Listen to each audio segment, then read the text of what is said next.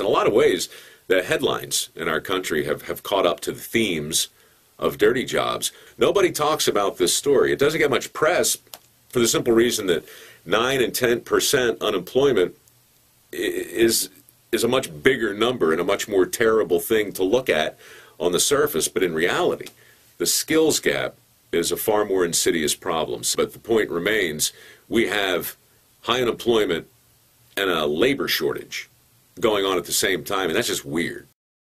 One of the reasons the president chose Immelt as his job czar is because he's actually building new manufacturing plants in the U.S. He wanted to show us one, this new factory in Batesville, Mississippi, where they're making jet engines for the new Boeing Dreamliner. All told, he's adding 15,000 jobs in the U.S., about half in manufacturing. In Louisville, Kentucky, where GE's Appliance Park has lost about 16,000 workers, he's actually bringing jobs back from China and Mexico, where wages are going up. You know, with the currency weaker, with wage rates, inflation lower here than the rest of the world, we think the U.S. can be quite competitive. What struck me is that the new plants don't hire a lot of people. You talk about hundreds instead of thousands. And I wonder, as you bring in new factories, they are so automated. You're going to have fewer people that do any task. In the end, it makes the system more productive and more competitive. But when you walk through Mississippi, for every person that was in that plant, there's probably 7 or 8 in the supply chain.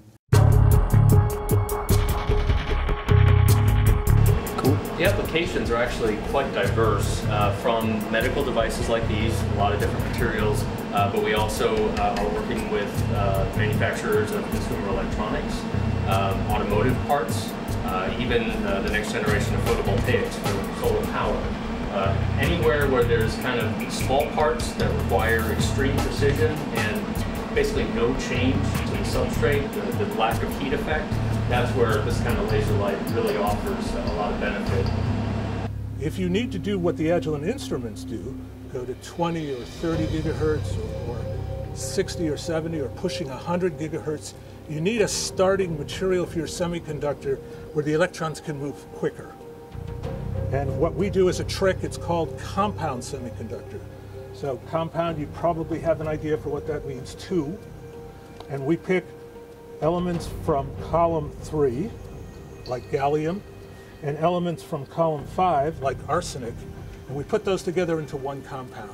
A magnet housing that eventually will end up with a bunch of electromagnets inside of these ports. And they're all focused on whatever the target is that goes down in the middle of this.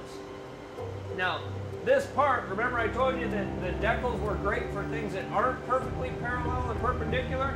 That part was totally made in the decal. So we programmed it, manufactured it, cut it all, and it is super accurate. It's within about 2 thousandths of being. Everything is completely right on the money. We were making pipette tips, can I borrow that runner? 16 at a time, but obviously this weighs more than the parts do. So the whole ball game is freezing this up. It takes an extra 3 or 4 seconds. Here, this is a hot runner mold. The parts are a lot thicker, and therefore you can make it on a hot runner. So there's only a single injection point. It goes about, this is running 10 seconds instead of 14 seconds. 4 seconds faster.